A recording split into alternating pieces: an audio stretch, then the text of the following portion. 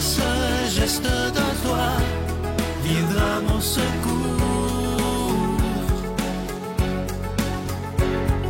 Viens semer dans mon âme le grain de l'amour. Je traverse un désert et je meurs de soif.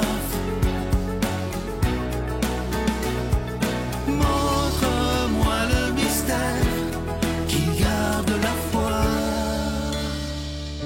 Bonjour et bienvenue à votre émission La Victoire de l'amour en ce mercredi. J'espère que vous allez bien. J'ai préparé une chronique pour vous, mais je me suis tellement enflammée dans la préparation que je me suis dit, bon, les 2 prochaines semaines, ça va être encore sur le même thème. C'est un thème qui est large, mais qui n'est pas très à la mode.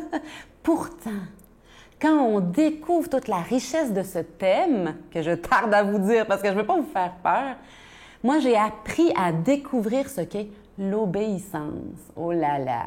Il n'y a personne qui aime tant ça, se faire dire quoi faire. L'autorité, le lien avec l'autorité.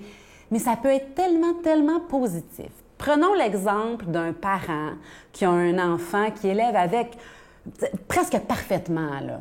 Beaucoup d'amour, très directif. Ce qui est bon, voilà ce qui est bon, je t'encourage mon enfant. Très directif, plein d'amour et de miséricorde en même temps, plein de patience. Admettons. Ce parent-là, avec cet enfant-là, quand l'enfant arrive, par exemple, en public et qu'il dit des beaux « s'il vous plaît », des beaux « merci » aux gens sans qu'on le lui demande, le parent est très fier. Le parent va aimer son enfant quand même s'il est distrait, maladroit ou qu'il oublie ou qu'il... Même s'il n'obéit pas à l'éducation que ses parents lui donnent, le parent va l'aimer quand même. C'est pareil pour Dieu, avec nous. Il veut qu'on s'aime. C'est tout ce que Jésus est venu dire, là. La loi de la Bible, c'est l'amour. C'est la seule chose à laquelle on est dans l'obligation d'amour de suivre. C'est la seule loi qu'on doit suivre, c'est celle de l'amour. Vous êtes d'accord avec moi? C'est l'essentiel est là. L'amour, la bonté, la bienveillance, apprendre à pardonner, c'est le sommet de l'amour, etc. Quand on entre là-dedans, c'est un chemin où on doit se laisser un peu éduquer, même quand on est adulte. Moi, quand j'ai découvert ça en 2001, j'avais 21 ans. Et là, je découvre que l'obéissance, c'est un chemin de vie. Mais oh là là, que ça vient nous confronter. Vous êtes d'accord avec moi? C'est sûr. Il n'y a personne qui aime ça. Hein? Qui est, oh oui, il n'y a pas de problème, je vais obéir facilement. On est tous d'accord.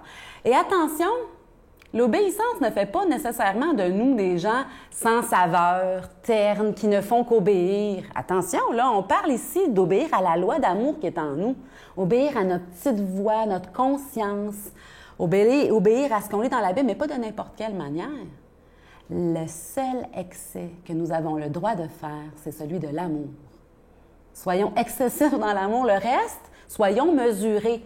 Si on n'est pas sûr de notre petite voix intérieure, parlons-en, ouvrons-nous à un proche. Qu'est-ce que tu en penses? Il me semble qu'à l'intérieur de moi, j'aurais le goût de telle chose ou telle chose. Hein? Soyons dans le discernement en même temps. Mais aujourd'hui, dans la première lecture, pour ceux qui iront à la messe ou qui auront l'Eucharistie, c'est « Puisque l'Esprit est votre vie, laissez-vous conduire par l'Esprit. » Puisque la vie de Dieu est en nous, laissons-le nous conduire. Notre Père qui es aux cieux, que ton nom soit sanctifié, que ton règne vienne, que ta volonté soit faite sur la terre comme au ciel. Donne-nous aujourd'hui notre pain de ce jour. Pardonne-nous nos offenses, comme nous pardonnons aussi à ceux qui nous ont offensés. Et ne nous laisse pas entrer en tentation, mais délivre-nous du mal, car c'est à toi qu'appartiennent le règne, la puissance et la gloire pour les siècles des siècles. Amen. Je continuerai à croire, même si tout le monde perd espoir. Je continuerai à aimer, même si les autres parlent de haine. Je continuerai à construire, même si les autres détruisent. Je continuerai à parler de paix, même au milieu d'une guerre. Je dessinerai des sourires sur des visages en larmes et je tendrai les bras à ceux qui se sentent épuisés. Oui, je continuerai à croire. Je suis tellement content de vous présenter mon tout nouveau livre qui s'intitule « La vie après la mort, ce que Jésus nous promet ». C'est un livre que j'ai beaucoup aimé à faire. D'ailleurs, j'y ai vraiment mis tout mon cœur. Il est facile à lire, écrit en gros caractères. Et vous allez réaliser toutes ces promesses que Jésus nous a faites quand notre mort arrivera. Évidemment, que ça va tous nous arriver, ça vient avec la vie. Mais moi, je crois qu'il faut arrêter d'avoir peur de la mort, mais l'apprivoiser. Et je pense que ce livre-là va nous aider à apprivoiser la mort et même s'en faire un ami. Vous savez, c'est Félix Leclerc qui dit « C'est grand la mort, c'est plein de vie dedans ». Alors, je vous rappelle que vous recevrez ce livre avec un don de 25 $ et si vous en voulez deux, avec un don de 40 $. Je vous donne l'adresse. La Victoire de l'Amour, case postale 120, succursale Boucherville à Boucherville, le J4B 5E6. Je vous la redonne. La Victoire de l'Amour, case postale 120, succursale Boucherville à Boucherville, le J4B 5E6. Également par téléphone, par carte de crédit du lundi au vendredi de 8h30 à 16h30 dans le 514-523-4433, 523-4433 ou sans frais le 1-888-811-9291, 1-888-811-9291 et aussi notre site Internet. Vous savez que par Internet, c'est une façon très rapide, sécuritaire et efficace de faire votre don. Alors, je vous donne l'adresse, c'est le www.lavictoiredelamour.org. Alors, je vous rappelle le titre du livre, vous allez le voir à l'écran, « La vie après la mort, ce que Jésus nous promet » et en sous-titre, « On ne s'éteindra jamais ». Merci de tout mon cœur d'être des défenseurs de la foi. Merci.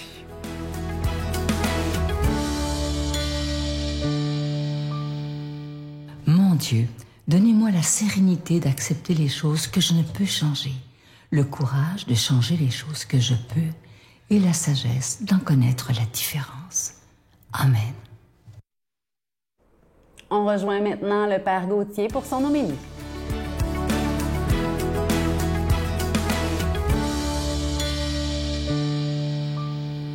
Bonjour, chers frères et sœurs. L'évangile qui nous est proposé, l'évangile selon saint Luc, au chapitre 11, versets 42 à verset 46.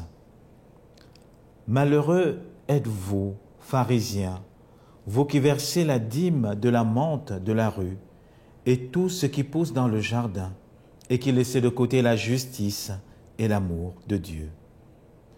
C'est ceci qu'il fallait faire sans négliger cela. Malheureux êtes-vous, pharisiens, vous qui aimez les premiers sièges dans les synagogues et les salutations sur les places publiques. Malheureux, vous qui êtes comme des tombeaux que rien ne signale et sur lesquels on marche sans le savoir. Alors l'un des légistes dit à Jésus, « Maître, en parlant de la sorte, c'est nous aussi que tu insultes. » Il répondit, « Vous aussi, légistes, vous êtes malheureux. Vous qui chargez les hommes de fardeaux accablants et qui ne touchez pas vous-même d'un seul de vos doigts à ces fardeaux. » Alors, frères et sœurs, les textes d'aujourd'hui et le texte que nous lisons, Jésus semble dur en fait. Il semble dur parce que le Seigneur, en fait, il nous invite à ne pas avoir une spiritualité de façade. Il nous invite à ne pas avoir une spiritualité de façade, c'est-à-dire ceux qui aiment paraître. Vous savez, ça, c'est le drame de notre monde, hein, avec les réseaux sociaux et tout. On a comme une vie où on apparaît réellement et une autre vie qui est réelle. Quand vous voyez tous les profils Instagram, Facebook, c'est toujours la plus grande joie. Et parfois, quand vous allez visiter ces familles, c'est carrément l'inverse, parfois l'opposé. Et alors, c'est ce que le Seigneur nous invite aujourd'hui. Il nous invite à ce que notre action, l'acte que nous posons à l'extérieur soit le reflet de ce que nous vivons à l'intérieur. Mais plus encore, il nous invite à nous les hommes et femmes qui croyons en lui, à nous les chrétiens, de ne pas être ceux-là qui aimons paraître justes devant les autres. Et vous voyez, cette réalité que le Seigneur parle des pharisiens nous guette aussi dans l'Église. Combien parmi nous aiment paraître? Aime paraître la bonne paroissienne, le bon paroissien, qui est toujours présent, qui est à l'église, qui fait les lectures. Attention, je ne suis pas en train de dire qu'il ne faut pas témoigner de la vie de Dieu. Non. Mais attention de ne pas être celui qui paraît, mais celui qui ne met pas en pratique la justice et l'amour de Dieu. J'aime souvent dire dans la paroisse, pour moi, le signe Le signe d'un chrétien qui se donne, ce n'est pas d'abord parce qu'il fait des œuvres de liturgie ou encore parce qu'il est bénévole dans la paroisse, mais c'est comment il traite toutes ces personnes qui l'approchent. Est-ce que dans mon bénévolat, dans ma tâche dans l'Église, dans mon service, quel que soit ce que je fais, est-ce que tout le monde qui m'approche rentre avec l'amour de Dieu, rentre avec quelque chose de grand et de beau? Et même parfois comme prêtre, est-ce que quand j'accueille des personnes, quand je vis ma vie de prêtre, est-ce que je témoigne réellement de l'amour et de la miséricorde de Dieu? Ou alors je suis celui qui est le premier à citer les lois et les règles?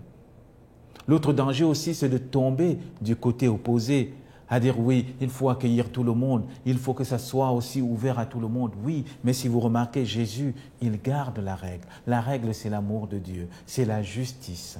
Et c'est ça qu'il reproche aux pharisiens. Et nous aussi, ça peut être notre reproche. Nous pouvons être ceux et celles-là qui respectons les lois de l'Église. Nous allons à la messe tous les dimanches. Nous payons notre dîme. Nous faisons tout ce qui est nécessaire de faire, jour après jour. Mais en fait, nous n'avons pas l'amour du prochain. Nous pouvons être réglo avec tout ce que nous demande l'Église, mais jamais en accueillant l'autre, le pauvre, le faible, l'étranger. Et c'est la remarque de Jésus. Et c'est beau parce que le légiste vient, l'homme de la loi. Il vient dire, mais nous aussi, nous sommes attaqués quand tu dis cela. Et Jésus dit, oui, vous imposez des fardeaux que vous-même, vous ne pouvez pas porter. Vous ne levez même pas du bout du doigt pour le faire. Alors ici, Jésus nous invite non pas à être une église qui taxe et qui juge les autres, mais permettez-moi de reprendre cette image du pape François, l'église de campagne. Cette église qui accueille tout le monde, mais qui n'accueille pas tout le monde dans le but de dire oui, venez et faites n'importe quoi, mais qui accueille tout le monde pour faire un chemin vers la sainteté. Une église qui descend, une église qui accepte de prendre les malheureux, les pauvres, les faibles, ceux qui sont fracassés par les douleurs du quotidien, ceux qui sont rejetés par le monde, mais qui en même temps, en les accueillant, les élève à la dignité de fils et filles de Dieu. Alors demandons cette grâce aujourd'hui, frères et sœurs, que le pharisien en nous, que le légiste en nous puisse laisser place à l'enfant de Dieu, puisse laisser place, n'est-ce pas, au disciple de Jésus-Christ, celui-là qui accueille l'autre, mais qui élève l'autre pour qu'il découvre en lui la dignité de fils et filles bien-aimés de Dieu. Alors aujourd'hui, que le Seigneur nous accompagne, nous bénisse et nous garde et nous donne cette grâce de s'émerveiller de son amour. Au nom du Père et du Fils et du Saint-Esprit. Amen. Je vous salue Marie, pleine de grâce. Le Seigneur est avec vous. Vous êtes bénie entre toutes les femmes, et Jésus, le fruit de vos entrailles, est béni. Sainte Marie, Mère de Dieu, priez pour nous pécheurs, maintenant et à l'heure de notre mort. Amen.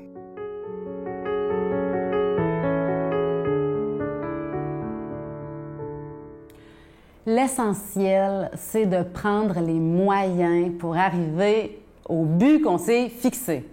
Eh bien, le mien, que je vous partage, puis je pense qu'on est nombreux à partager ce même but, faire un peu plus de place à Dieu. Dans notre propre cœur, dans notre vie, dans notre horaire. Oh là là, des fois, il est un peu rempli.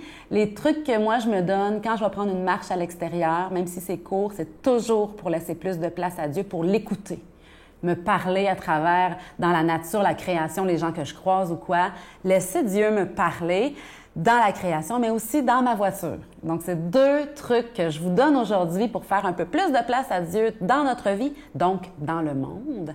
Ce qui est très précieux. Dieu a besoin de pistes d'atterrissage et ça, c'est nos cœurs, c'est nos vies. Donc, quand on va prendre notre petite marche ou quand on prend notre voiture dans nos déplacements, laissons Dieu être présent un peu plus chaque jour. Ça fait, c'est des petits changements qui font des grosses différences. Bonne journée.